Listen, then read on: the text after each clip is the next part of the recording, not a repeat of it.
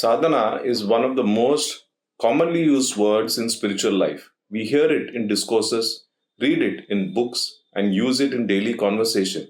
But because it is used so frequently, its real depth often gets diluted. Its meaning is not always delivered. The word sadhana comes from the word sadh, which means to accomplish or even to straighten. This itself tells us something very important.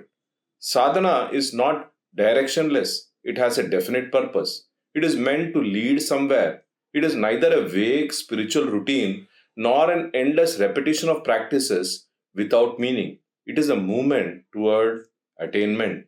Sadhana, therefore, has meaning only if it has a definite goal. But what is the goal? That is something that needs to be understood first. Now, many people assume that sadhana is something that never ends. In one sense, this is true because the path of inner refinement is vast. But from the standpoint of a sadhaka, there is absolutely a goal. That goal is spiritual attainment. Without understanding this, one may perform practices for years and yet remain on the surface. It is just like wanting to reach the southern tip of the country while continuously racing towards the north. So the effort goes in vain if our assumed goal is incorrect.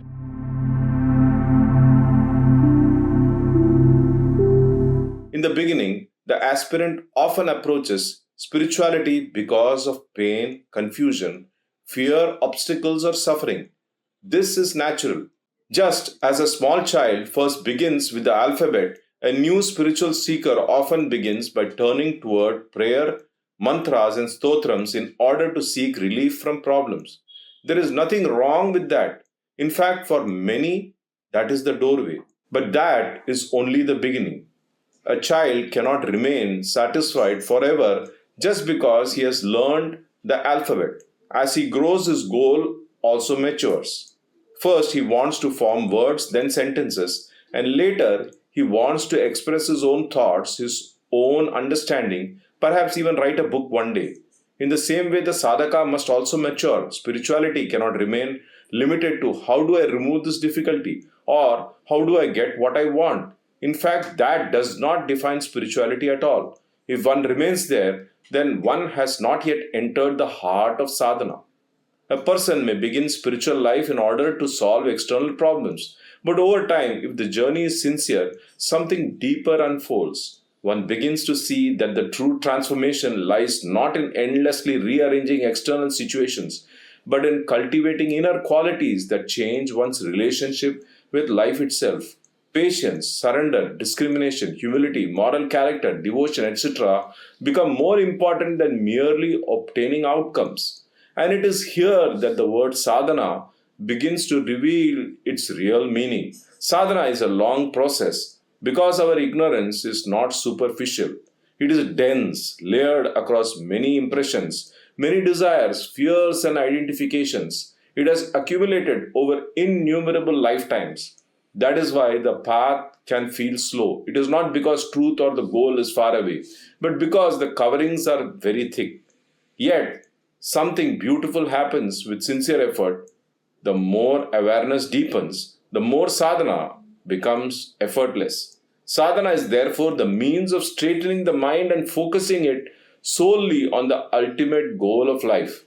So one must pause and ask sincerely, what does sadhana truly mean to us personally? What is the actual goal according to the scriptures? What are the rishis and acharyas really trying to lead us toward? These are not small questions as they determine our spiritual path ahead.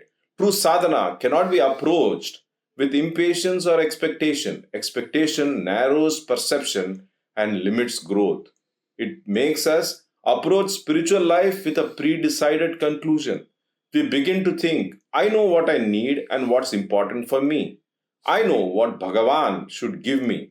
But this is precisely where Maya plays her role because we are not willing to let go of our ego. We are still positioning ourselves as the master, where we demand or are rather commanding Bhagavan to give us something. But sadhana repositions us, drawing surrender. It makes us realize that it is Bhagavan alone who knows of our ultimate welfare because, in truth, we do not know what is truly good for us. What we often call good for me is usually that which satisfies the mind, body, emotions, ego, and the senses. But the scriptures repeatedly remind us that these are not the deepest truth of who we are.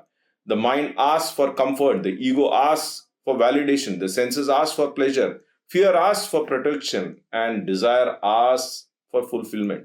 But the soul asks for something far greater, even if we do not yet understand it.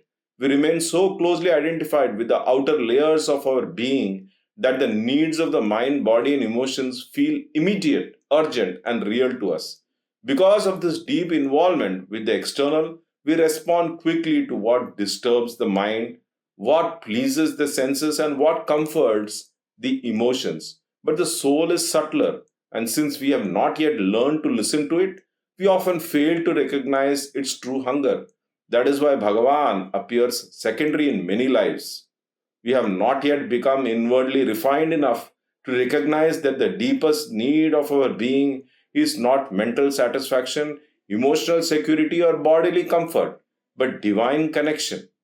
Sadhana aims at changing our current priorities. It gradually enables us to place the needs of the soul first and then align the mind, body, emotions, and worldly life around that higher center, not the other way around. True sadhana begins when Bhagavan is no longer treated as an accessory to life's pursuits, but becomes the very foundation upon which life is understood and lived and offered. This is why the scriptures and the realized masters do not merely tell us what to ask for. More importantly, they teach us what is worth asking, how to pray, and from what inner state prayer should arise. That is the great secret of grace.